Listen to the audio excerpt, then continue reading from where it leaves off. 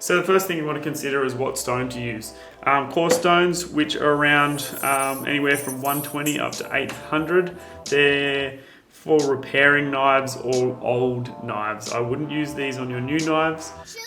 New knives, you would want to jump onto the medium grit. Now this is probably the most important stone, or if you had to purchase any stone, I would recommend getting a medium stone. That's anywhere from 800 to about 2000.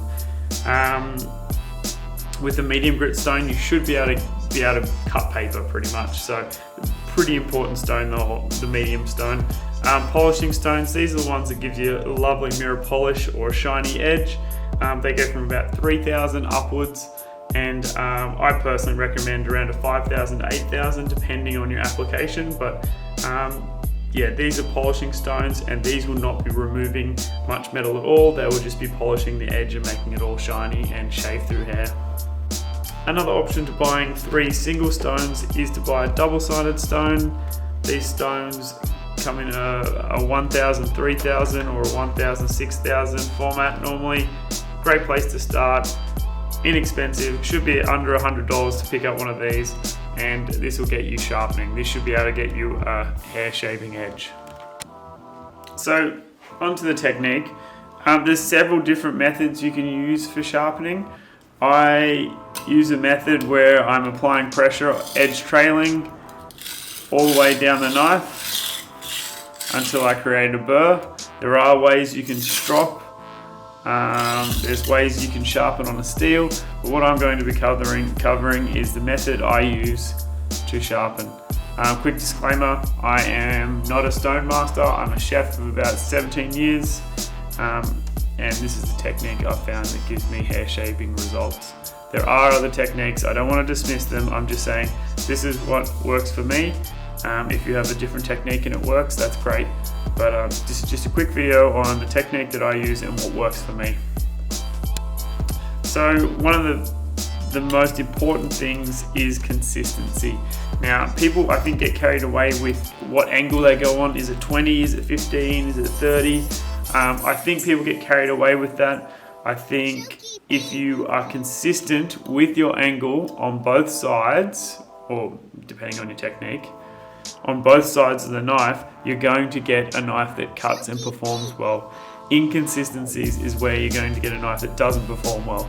So as you get a little bit better, and this is just a basic guide, as you get better you can go a little bit more into your angles, but at the moment when you're starting out, all you want to do is be consistent. So with our about 2 pennies worth of height or angle against the stone, what we're going to do is apply a little bit of pressure with these 2 fingers here. So you want enough pressure so that you see a little bit of color change in the skin underneath the nails, but you don't want to be like, you know, putting your full weight behind it. You want to let the stone do the work and apply a little bit of pressure onto the actual knife.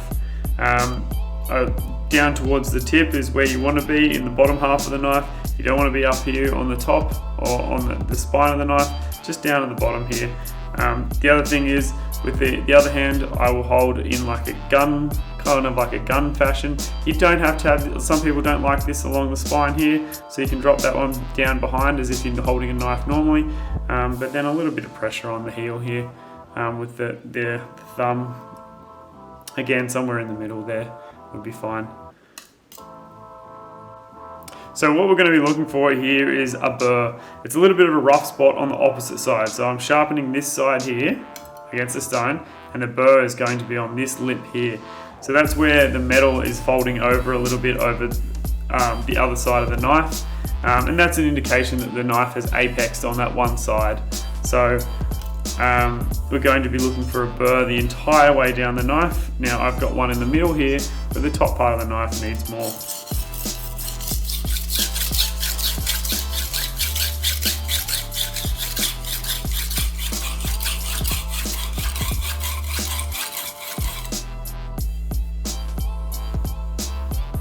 Now,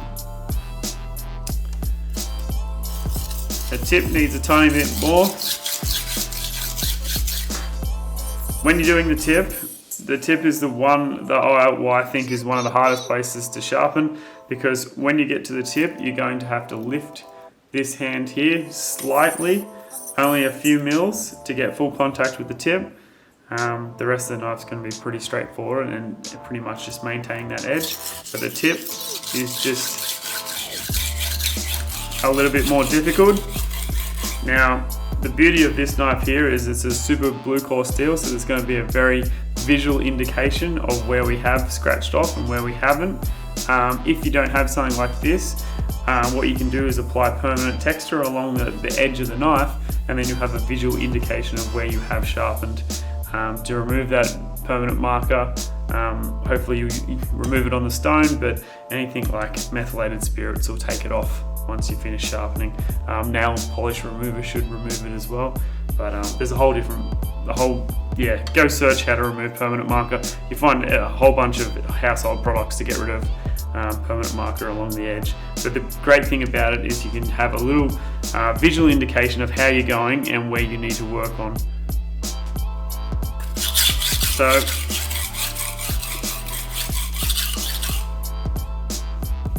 my burr is pretty much the whole way down the knife, and this is quite a coarse stone. This is a 120 that I use for sharpening.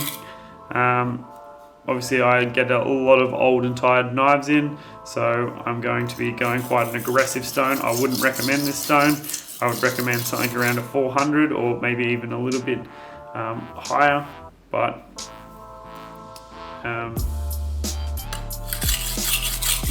if you do have a 120, I would go easy on it and I wouldn't apply too much pressure, because you do not want to remove. Once you remove that metal, you can't stick it back on.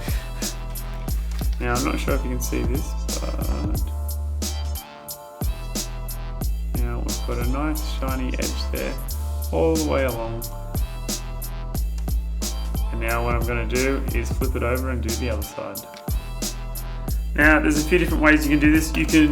So I was sharpening that side. What you can do is you can flip it over and sharpen here, so you keep the knife, the handle on the same side. The other option is if you flip your hands and do it the exact opposite way. I don't like this way, but feel free to do it.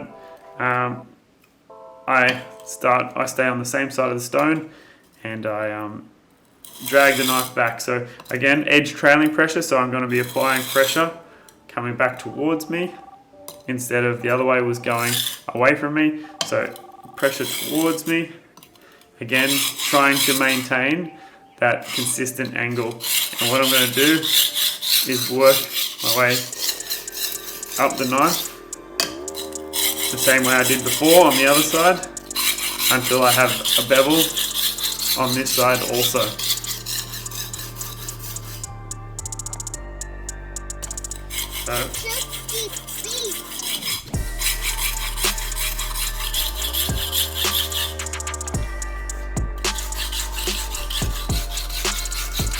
Because this is quite an aggressive stone, being a 120, it's not really taking me that long to get a burr on this Akafusa. Being a super blue core, it's actually quite easy to sharpen. A lovely steel to work with. My personal favourites, my personal most hated is anything stainless steel, except for the Jinsens or the stuff, the high carbon stuff. Some of the other mass-produced Japanese knives are horrible to sharpen, and the stainless steel composites take a lot longer than some of the non-stainless steel compositions to remove metal. So what I'm doing here is I've got a burr on both sides, and now what I'm doing is stropping. So just trying to remove the burr from both sides and make that edge as even as possible. So I normally do about 10 on each side. I don't even know what I'm up to now because I'm not concentrating. But let's see. So sharpen on a 120. We haven't even taken it to a 1000. We'll see if it cuts paper. It certainly does. I think that is a real testament to good sharpening and good technique.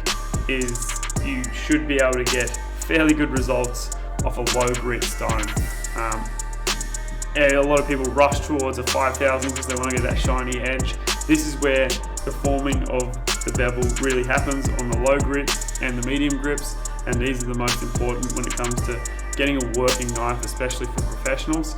A working knife this is what you want. I guarantee you this knife is sharper than most chef's knives, you know, unless they're really into their sharpening. Majority of chefs won't have a knife as sharp as this. Next I'm going to move up to the 1000. I used a 120 Shapton on that one. I would recommend a 320 Shapton to anyone looking to get a low grit or a coarse stone. Like I said, I use that professionally, and I'd say that I'm a little bit more experienced on how much pressure to use, and to make sure that I'm not taking up too much metal. I think you can do it very easy with that. A 320 is a much better place to start. Anyway, so this is a 1000. This is a Morihei. They're both splash and goes. There's no soaking required. I love these stones for that. Anyway, so same deal. Going to be working down the knife, trying to maintain an angle. Lifting up slightly for that tip to make sure we have full contact. Again, you can put permanent marker down the edge to have some of a visual indication of where you're going and how you're removing metal. But so what happens on a low grit, you're going to have a very pronounced burr. It's going to be very coarse. As you get to the higher grits or like a medium grip, it's going to be a little bit more subtle, but you should be able to feel it. It's quite easy to feel a burr on a 1000, especially if you've got it to shape paper or you've already put it on the 1000. The 120 or a 320. It shouldn't take too long to get a burr down the entire knife. If you've got a new knife, this is the stone where you want to start. Something with a super fine edge. This is a new rook turner blade I've got. It's a very fine edge. I'm only going to take this onto a 1000. I'm not going to go down to a 320 because this thing will not take long. It's already got a burr actually. Yeah, it's not going to take long. You're not going to have to remove a lot of metal because it is quite new, and the edge is quite fine.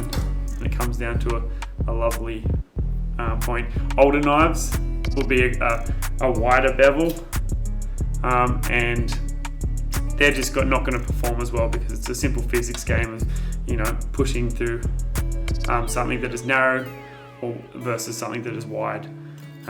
So you can sharpen those old knives with the massive bevels as much as you want. Chances are they're going to lose their edge quite quickly,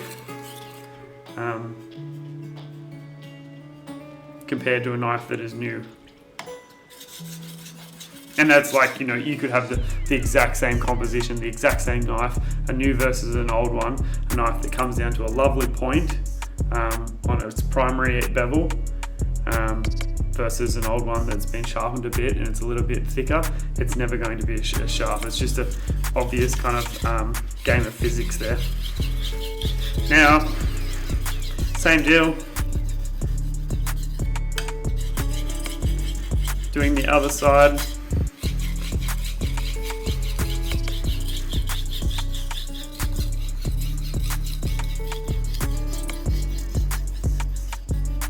Now what I like to do is create a burr on both sides of the knife. And then I'm going to do another pass on each side, but just with a little bit less pressure. I don't know why, don't ask me why. All I know is it seems to work and I seem to get better results when I do that. When I do a second pass with less pressure, you'll have to ask someone with a bit more knowledge than me. I'm sure there'll be plenty of them out there. But so this pass, I'm really going to back off the pressure. And because I've already created the burr, I'm not going to be too concerned with it, just because I'm going very light.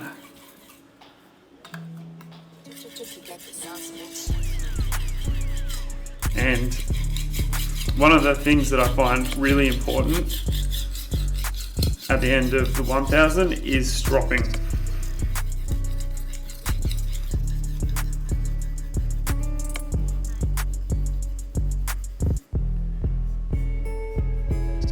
So, same deal. Try and do 10 on each side, or do it like I do and forget every time. But when you're stropping, again, trying to maintain those angles.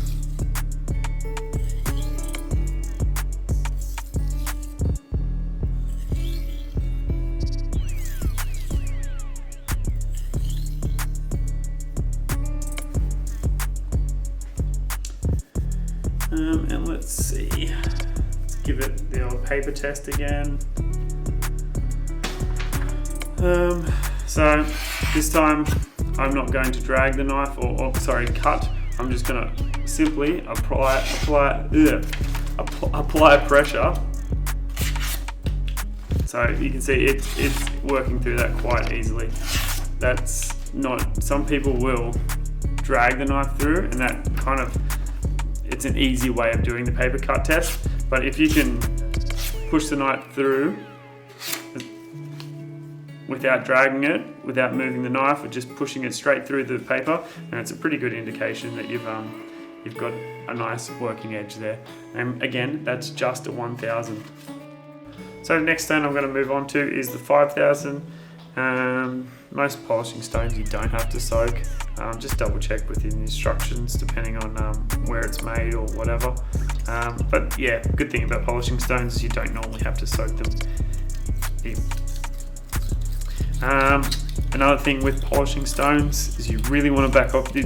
Go super light now. I'm not sure if you can see, but I think you'll see the stone load up, and there'll be a bit of a slurry that's discoloured. It's a pretty good visual indication that the stone's doing its work. You don't have to sit there and give it, I'm not sure if you can see that, but you don't have to sit there and apply massive amounts of pressure. If anything, I would advise that you didn't. Just light pressure. Now you can still feel the burr with this. A lot of people find it difficult to feel the burr with a 5000. To be honest, when I started I did also, but I think after a while you can get a bit of a feel for it.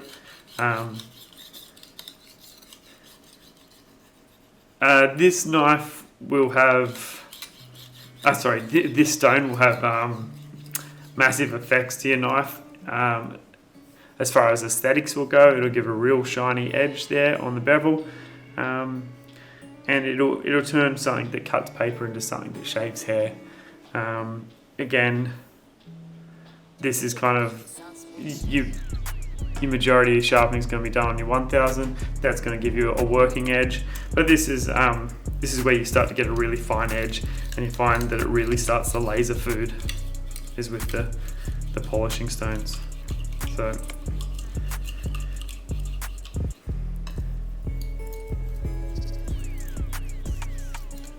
again, just double check that you're getting contact with the tip.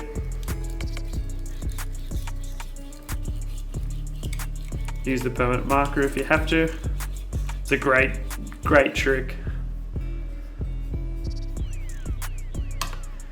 But I think almost done.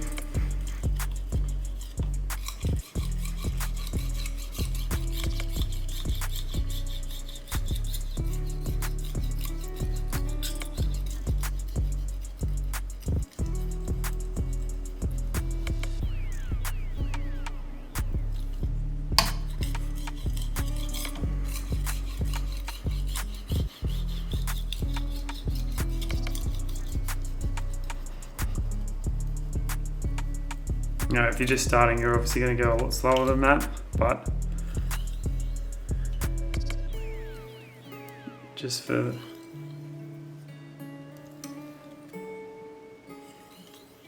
reason of not making this video any longer than it has to be, obviously I'm going to go a little bit faster.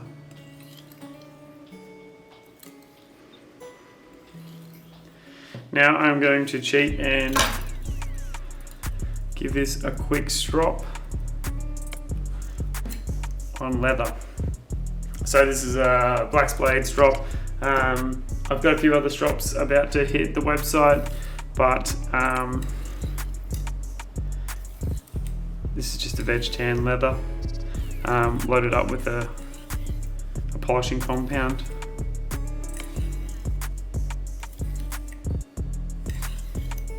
Obviously it's a very well used leather strop. You can see where I've been practicing there. But that is, so that's shaving hair quite easily for me. I'm not sure whether you can see that, but yeah. Let's see if I've got, I don't have any newspaper, but yeah, it's going to make very light work of paper's not even a test anymore.